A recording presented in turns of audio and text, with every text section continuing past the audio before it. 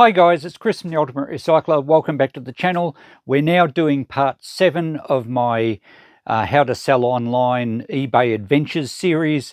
I've got quite a lot of stuff to list. It's the new year. I did promise in the last episode before Christmas that once Christmas and New Year's and all the festive seasons over and done with, we've got to get back into eBaying stuff. I've got a bit of a backlog. I'm also doing now an e-waste regular weekly e-waste video where I'm unpacking stuff from a charity shop that I get every week, and we've got a few things to eBay from that episode which I just put up today as I speak. Not sure when this video will go up. We also have a few carryover items from last episode when I unboxed a particularly good box of stuff. We got three items to sell out of that one, so we're going to try and get a fair few things on eBay in this episode. We'll also check out what's been going on online, which isn't very much as far as I'm concerned. We do still have one item on eBay, and we did manage to sell something on Facebook Marketplace just before Christmas. I'll show you that. This horizontal bandsaw, when I was cleaning up my carport and then my deck, I had to get rid of it, and I made the decision that I didn't want it anymore. Threw it on Facebook Marketplace for $100, and that very evening someone come along and picked it up and took it away and gave me $100 cash. Fantastic. That's how Facebook Marketplace can work very well. No fees, $100 in my pocket, and some space back in my shed. Well, on the deck, actually. Let's have a look at our eBay page. And the only item we have on here is still that Bakelite Champion screw-on spark plug boot. It's only had 4 views, so it's not getting much traction at all online. I'm just hoping that that one big fish will come along and take a bite. As I mentioned in the last video, it is fairly expensive, but they are quite rare, so I'm happy to leave that sit for now. But yes, as you can see from my eBay active page, it's not much activity. But that's fine, we're going to change that very shortly. Let's have a look at some results. And the only other result to report to you guys that you probably don't know is I did sell the Samsung Galaxy smartwatch that was a freebie when I bought my new phone. They retail, I believe, at around $699. I had it at $450 for a while, didn't have any takers, and in early December I dropped it to $400, and I had someone keen to buy it, so that did sell. And with eBay fees taken into account, it actually returned me $346.10. So not bad for a freebie, really, and the guy got a pretty good buy. So that worked well. That was as a buy it now, not an auction, because I could establish roughly what they were worth. And then our previous auctions, which we showed in other previous episodes of some of our successful sales. So that's all that's going on online now, but we plan to change that in this episode and get some stuff organised for sale. Okay, here's some of our carryover stuff from our last episode, which I got out of a box in my shed here. That's a Furphy boot scraper, cast iron, a Furphy boot puller, where you put your heel in the antenna of the bug and you pull your boots off. And they are genuine Furphy foundry items, so they'll definitely be going on eBay shortly. Probably won't get them on today, but certainly they'll be on, and you'll be able to watch the auctions finish in the next episode. We're also going to put this rectifier jar, like a battery jar, on because I have no idea what it's worth. And just today I've put up a video on my latest lot of e-waste that I've got from the local thrift shop. And these items, actually this one was from a previous episode, but these 3 items I've decided I'm better off running through eBay because I think they could do quite well.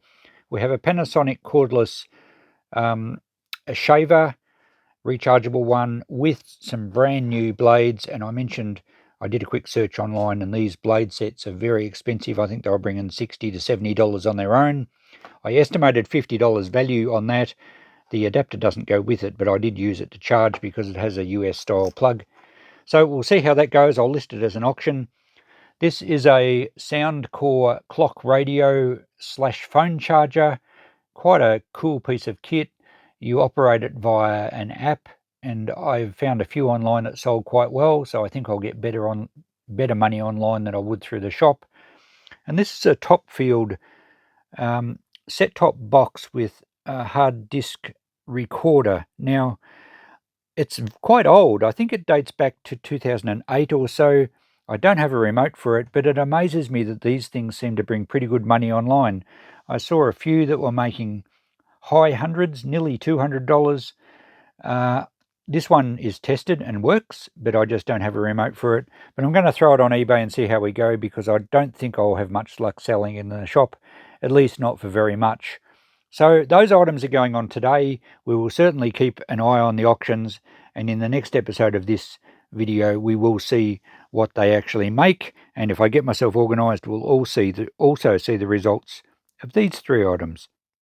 So it's the next day, and I did actually get myself organised yesterday, and I got all 6 items on eBay. They're all scheduled to start actually tonight, and the reason I did that was that for a 10-day auction they will finish on a Saturday evening. It will be Saturday the 18th of January for those local that might want to watch the end of the auction, but I will film the end of each auction because they might do quite well. I did start them up a little bit as far as price goes in case we just get one bid. And so the shaver I started at 60. Let's have a quick look at that one.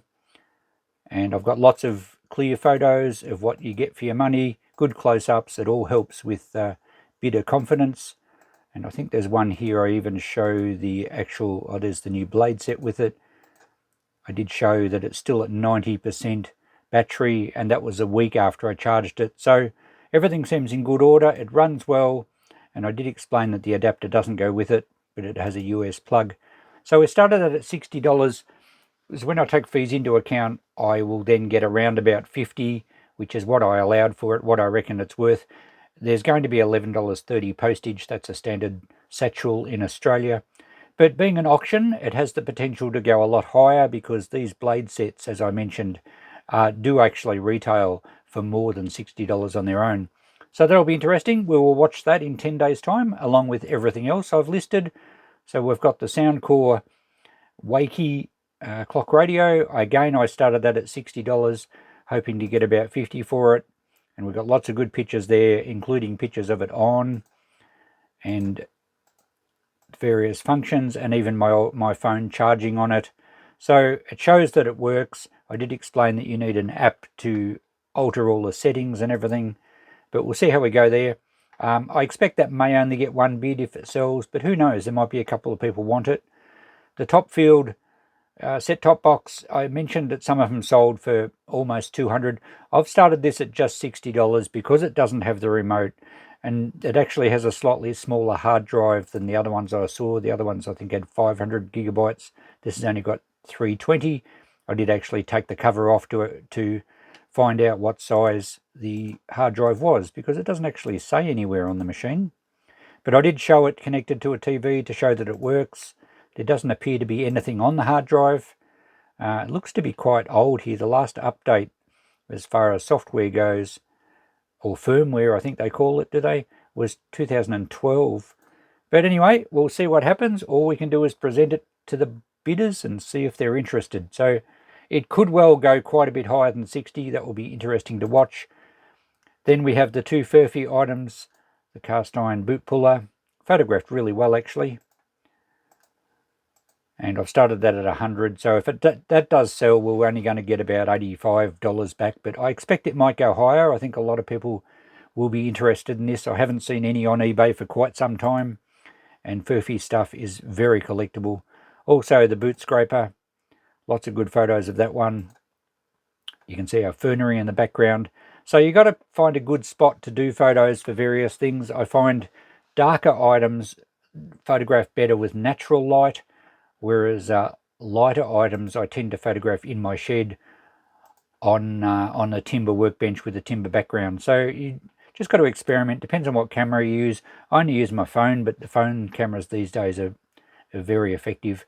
The last one was the little rectifier jar. Well, I found out a bit more about this. It's not a battery jar as such, but it actually rectifies mains voltage into a DC voltage via some sort of solution in here. There's an aluminium electrode, and I think the other one's possibly lead or some sort of carbon. It was a bit hard to tell.